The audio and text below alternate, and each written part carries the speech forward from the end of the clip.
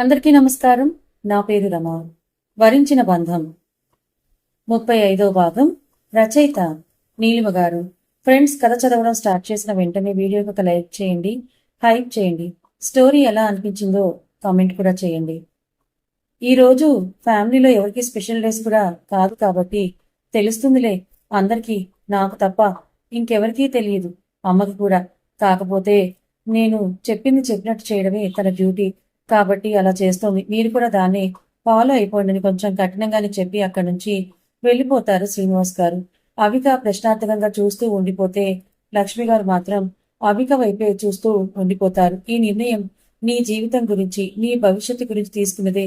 కాకపోతే మా నిర్ణయానికి ఓటు వేసి నువ్వు కాసేపు ఆలోచిస్తే బాగుంటుంది ఆ రోజు అని మనసులోనే అనుకుంటారు.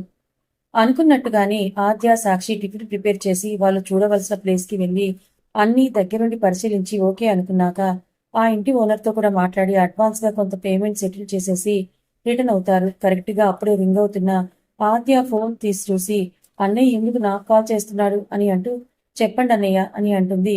లిఫ్ట్ చేసి ఎక్కడున్నారు అని అడుగుతాడు కరణ్.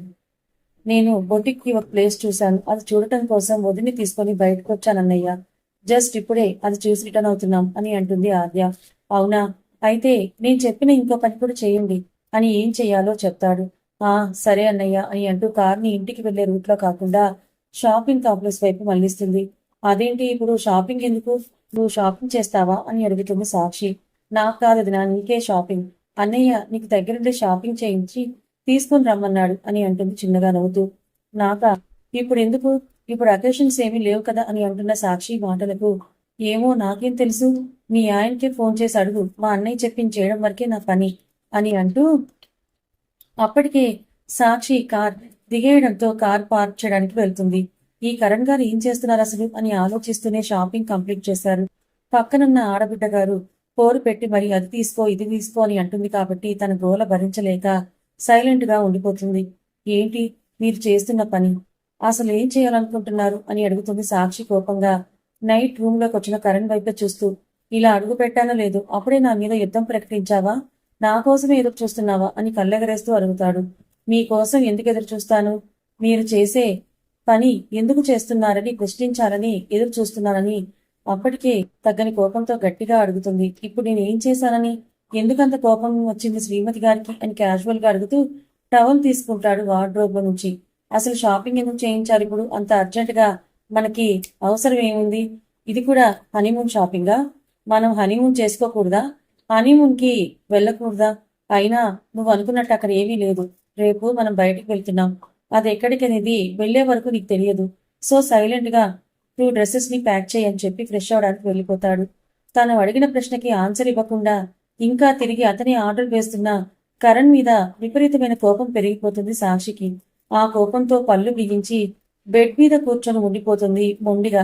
నేను ఏ బట్టలు ప్యాక్ చేయను, ఏం చేస్తారో చేసుకోండి అని అనుకుంటూ కాసేపటికి ఫ్రెష్ అయ్యి ఒక టవల్ నడుముకు చుట్టుకొని ఇంకొక టవల్ తో హెయిర్ తుడుచుకుంటూ బయటికి వచ్చిన కరణ్ కి సాక్షి పొజిషన్ చూసి ఫస్ట్ నవ్వు వచ్చింది. వెంటనే అతని మధ్యలో ఒక చిలిపి ఆలోచన వచ్చి చేరింది.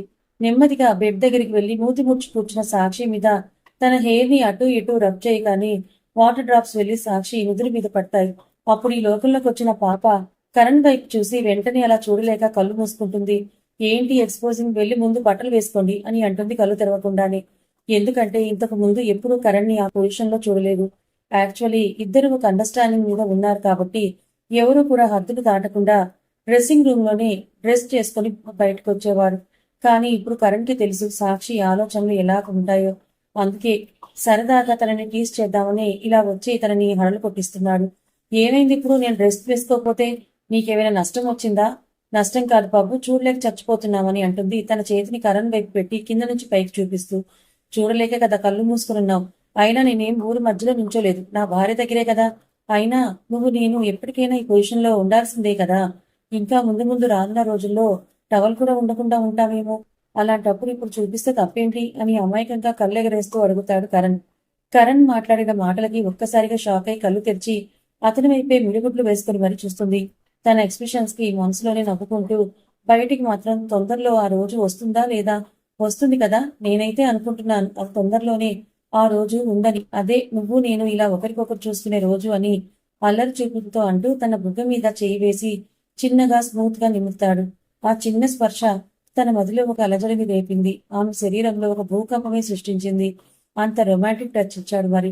అతని చేతివేళ్ల ప్రయాణాన్ని బుగ్గల మీద నుంచి చిన్నగా చెవి తెంపుల దగ్గరకు తీసుకొని వచ్చి టచ్ చేస్తూ మెడ మీదుగా ఆ ప్రయాణాన్ని సాగిస్తూ అక్కడ ఆ ప్రయాణానికి అడ్డుకట్ట వేసి మరొక చేతిని కిందకి వంగుని ఆమె భుజం మీద వేసి నుదురు మీద చిన్నగా అతని ఊపిరితో గాలి ఊదుతాడు. ఆమె తనువులో చిన్న భూకంపం సృష్టించింది ఆ చిలిపి సంఘటన. ఒళ్ళంతా వేడి సెగలు పుడుతుంటే అతని మీద ఉన్న ప్రేమకి దాసోహం అవ్వాలని మనసు కోరు పెడుతున్నా లేదు, అక్కే ముఖ్యమని బుద్ధి ప్రేరేపిస్తుంది. వయసుకు వచ్చిన తనువులు తపన తట్టుకోలేక గట్టిగా కళ్ళు బిగించేసి గుండెని సూపర్ ఫాస్ట్ ట్రైన్ లా కొట్టుకుంటూ ఉంటే దాన్ని నెమ్మదించే పనిలో పడుతుంది. తన ఊపిరి భారమవుతుందని నిమిషానికి ఒకసారి అదిరిపడుతున్న తన ఎద సవ్వడులు చెప్తూ ఉంటే వాటి వైపే కవిపుగా చూస్తూ నుదురు మీద చిన్న చిరుము తెచ్చి దూరం జరుగుతాడు. అప్పుడు కూడా కళ్ళు తెరవలేవు సాక్షి. తన మనసులో రేగుతున్న ఆలోచనల్ని అసలు నెమ్మదించుకోవడంలో విఫలమైపోయింది. 5 నిమిషాలకు తనలో కలుగుతున్న ఫీలింగ్స్ ని కష్టంగా కంట్రోల్ చేసుకుని నెమ్మదిగా కళ్ళు మాత్రమే ఎత్తి చూసేసరికి హ్యాండ్స్ ఫోల్డ్ చేసుకుని 2 అడుగుల దూరంలో కిల్లింగ్ లుక్స్ తో తన వైపే చూస్తున్న కరణ్ని చూడగానే గుండె జారి గల్లంతైంది. చూసావా, నాకు దూరంగా ఉంటాను అంటూనే నాకు దగ్గరగా మారిపోతున్నావు.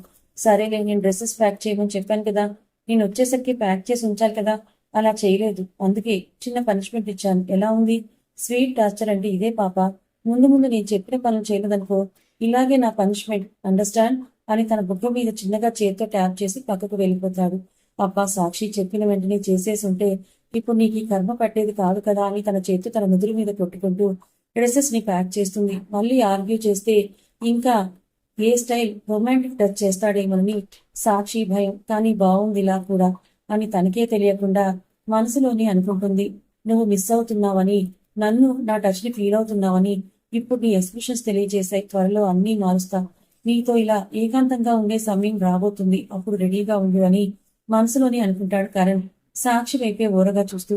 నాన్న, అక్షయ్ గుర్తుంది కదా, రేపు ఉదయం 8 గంటలకల్లా మనం ఇక్కడి నుంచి స్టార్ట్ అవ్వాలని మరొకసారి గుర్తు చేస్తారు వాళ్ళ నాన్నగారు.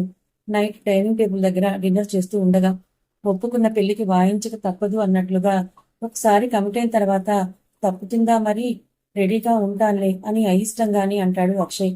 ఎలా వాయించినా దాన్ని పెళ్ళని అంటారు నాయన. వాడు ఇష్టంగా వాయించినా లేకపోతే ఇష్టం లేకుండా వాయించినా పెళ్లి పెళ్ళే. ఆ బంధం 3 ముళ్ళ బంధమే. సో ఇప్పుడు మీకు కూడా ఇష్టం లేకుండానే చేస్తున్నా, ముందు ముందు నువ్వే ఇష్టపడతావేమో. ఇష్టపడటం ఏంటి, అసలు ఆ బంధం నుంచి బయటపడాలంటే భయపడతావేమో, ఆలోచించుకో మరి అని తన మాటని తనకే చెప్తూ అంటారు వెంకట్ గారు. ఎక్కడికి వెళ్ళినా తిప్పి తిప్పి అక్కడికే వచ్చినట్లు నా పెళ్లి గురించి డిస్కషన్ ఆపేయమని చెప్పాను కదా, రేపు ఉదయం రెడీగా ఉంటాను మీరు చెప్పినట్లే. ఇప్పుడైతే నన్ను డిస్టర్బ్ చేయకండి అని చెప్పేసి అప్పటికే తినడం అయిపోవడంతో హ్యాండ్ వాష్ చేసుకుని రూమ్ లోకి వెళ్ళిపోతాడు. భార్యాభర్తలిద్దరు ఒకరికొకరు హైఫై ఇచ్చుకొని సక్సెస్ అని ఫింగర్ చూపించుకుంటారు. అది ఎందుకో మరి. అసలు ఏం చేయబోతున్నారు వీళ్ళు, నాకైతే అర్థం కావడం లేదు. ఆదిలోని ఆటంకం వచ్చినట్టు నీ గురించి, నీ ప్రేమ గురించి కలలు కంటూ ఎదురు చూస్తున్న టైంలో ఈ డిస్టర్బెన్స్ ఏంట్రా నాకు. మా అమ్మ వాళ్ళు పంతం పట్టి కూర్చున్నారు, వాళ్ళకి నో చెప్పి బాధ పెట్టలేను. అలాగని గుండెల్లో నిన్ను పెట్టుకొని మరొకరిని పెళ్లి చూపులు చూడటానికి సిద్ధంగా లేను. నేనేం చెయ్యాలో నేను అని రూమ్లోకి వెళ్ళిన అక్షయ్ ఫోన్లో ఉన్న అంతా ఫోటో వైపు చూస్తూ తనలో తనే మాట్లాడుకుంటూ ఉంటాడు. ఎందుకు, నీది 1 సైడ్ లవ్ మాత్రమే కదా, ఆ మాత్రం దానికి నువ్వెందుకు ఇంతలా ఆరాటపడుతున్నావు? ఒకవేళ ఈ రోజు నువ్వు నీ కన్నవాళ్ళని బాధపెట్టి పెళ్లి చూపులకి నువ్వు చెప్పినా సరే, రేపు అవిక నీకు ఎస్ చెప్తుందన్న గ్యారంటీ ఉందా? ఉందో లేదో తెలియని భవిష్యత్తు కోసం నేడు జరగబోతున్న నీ జీవితాన్ని నువ్వే అడ్డుకుంటున్నావనే సంగతి నీకు తెలుస్తుందా అని తన అంతరాత్మ తనని ప్రశ్నిస్తూ ఉంటే ఆలోచనలో పడతాడు అక్షయ్. నా ప్రేమ మీద నాకు నమ్మకం ఉంది. నా ప్రేమ గెలుస్తుంది. ఎందుకంటే మనసా వాచా కర్మన తనే నాకు అన్నీ అని అనుకున్నాను నేను. కాబట్టి ఖచ్చితంగా తను నాకు సొంతం అవుతుంది అని నమ్మకం నాకు బలంగా ఉందని తన అంతరాత్మ మాటల్ని కొట్టిపారేసి అవి కోసం ఆలోచిస్తూ నెమ్మదిగా ఆ రాత్రి నిద్రకి దూరం అయిపోతాడు. పాపం తెల్లవారితే ఎలా తప్పించుకోవాలని ఆలోచనలో ఉన్నాడు కానీ అదే తెల్లవారితే అతని జీవితంలో వసంతాలు నిండపోతున్నాయని ఆ క్షణం ఊహించలేకపోయాడు. అలా ఊహించుకుంటే సంతోషంగా నిద్రని ఆహ్వానించేవాడేమో. లక్ష్మి, అన్నీ సిద్ధంగా ఉన్నాయా? వాళ్ళు ఫోన్ చేశారు బయలుదేరావని అని అంటారు శ్రీనివాసరావు గారు హాల్లో నుంచి వంటగదిలో ఉన్న లక్ష్మి గారిని పిలుస్తూ. ఆ అండి, ఇక్కడ అన్ని సిద్ధమైపోయాయి. ఇంకా నీ కూతుర్ని లేపి తయారు చేయించడం ఒక్కటే ఉంది. ఇప్పటికైనా చెప్పకపోతే తను ఎలా రెడీ అవుతుంది? ఎందుకు ఏంటి అని అడగదా అని ఆవిడ అనుమానం వ్యక్తం చేస్తారు. ఏదో ఒకటి చెప్పు, ఆ బాధ్యత నీదే కదా. లేదంటే నువ్వు ఇలా ఆలోచిస్తూ కూర్చుంటే అక్కడ టైం దాటిపోతుంది అని అంటూనే శ్రీనివాసరావు గారు ఫోన్ మాట్లాడుతూ బయటికి వెళ్ళిపోతారు. నెమ్మదిగా అవికా రూమ్ కి వెళ్లిన లక్ష్మి గారికి అప్పటికే తను లేచి సాఫ్ట్ మ్యూజిక్ ఇంటూ ఎక్సర్సైజ్ చేస్తూ కనిపిస్తుంది. అమ్మా అవి మీ నాన్నకు తెలిసిన ఫ్రెండ్స్ ఎవరో వస్తున్నారట, కొంచెం త్వరగా రెడీ అయి వస్తావా అని అడుగుతారు లక్ష్మి గారు. ఆ సరే అమ్మా, ఇంతకీ నేను డ్రెస్ వేసుకొని శారీ కట్టుకున్నా అని అడుగుతుంది చాలా కూల్గా.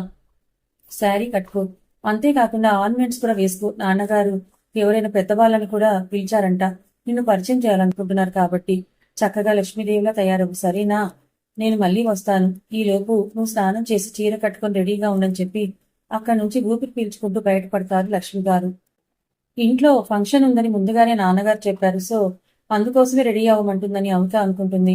అలా నిమిషాలు గంటల్లో మారి వారు ఎదురు చూస్తున్న సమయంలో బంధువులు వస్తున్నారని కబురు శ్రీనివాసరావు గారికి అందింది.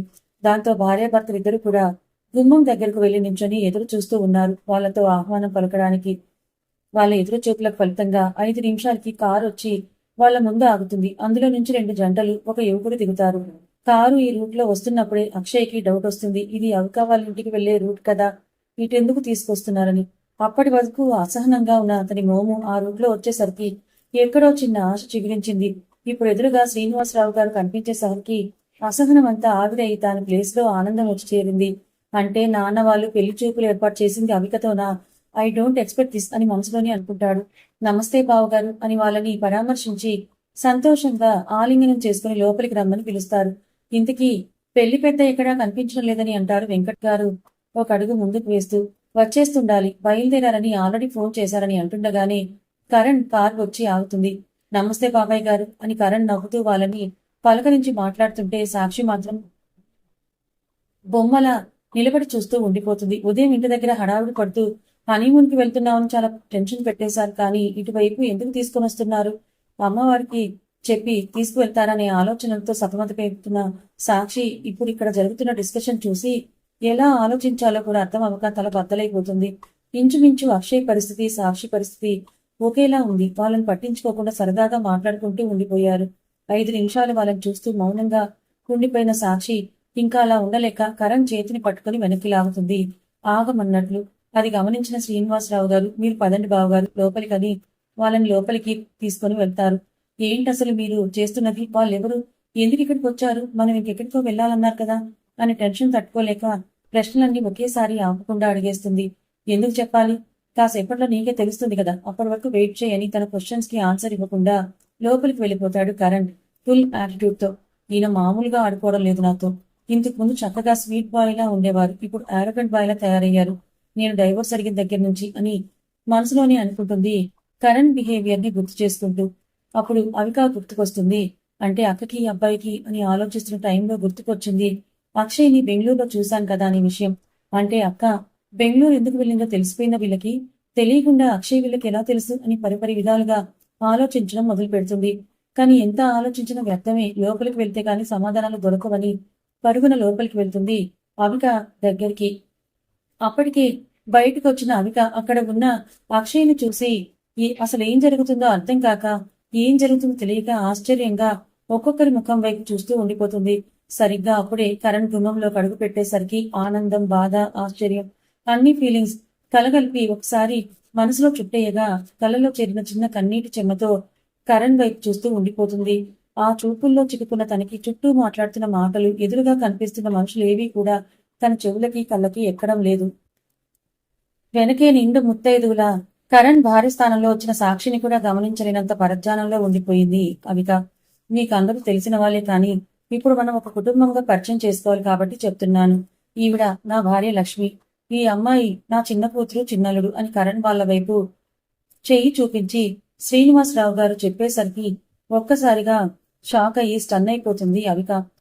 ఇప్పటి వరకు కరణ్ తన కోసం వేచి ఉన్నాడా లేదా అని కొంచెం పాటి అనుమానం వచ్చినా సరే ఎక్కడో ఏదో మూలన ఆశతో బ్రతికేసింది. కానీ ఈ రోజు తన ప్రాణానికి ప్రాణంగా ప్రేమించిన కరణ్ తన చెల్లెలికి భర్తగా ఆమె కళ్ళ ముందు పరిచయం అవగానే డీప్ షాక్ లోకి వెళ్లిపోయింది. ఎలా రియాక్ట్ అవ్వాలో కూడా తనకి తెలియదు. తన కాళ్ళల్లో సత్తు అంతా ఎవరో లాగేసినట్టుగా కాళ్ళు నిలబడడానికి కూడా ఓపిక లేనట్లుగా అయిపోయింది. ఇంకొక నిమిషం కూడా అక్కడ ఉండలేక కళ్ళల్లోంచి జాలువారుతున్న కన్నీళ్లను అదుపు చేయలేక రూంలోకి వెళ్ళిపోతుంది అవిక. కథ ఇంకా ఉంది. మరి అవికకి మొత్తానికి ఎలాగైతేనేమి తను ప్రేమించిన కరణ్ సాక్షి భర్త అని తెలుసుకుంది. మరిప్పుడు అవిక నిర్ణయం ఏంటి? చూస్తూ ఉంటే అవికకి అక్షయ్తో పెళ్లి చూపులని అర్థమవుతుంది. కానీ ఈ పెళ్లి చూపులను ఏర్పాటు చేసింది ఎవరు? మన కరణేనా? మరి కరణ్ తీసుకున్న ఈ నిర్ణయం, ఈ ఆలోచన మీకు ఎలా అనిపించింది? నచ్చిందా? మరి కామెంట్ చేయండి మీకు ఎలా అనిపించిందో. కథ నచ్చితే లైక్ చేయండి, హైప్ ఇవ్వండి. మరి కొంతమందికి ఛానల్ని షేర్ చేయండి. Thank you so much.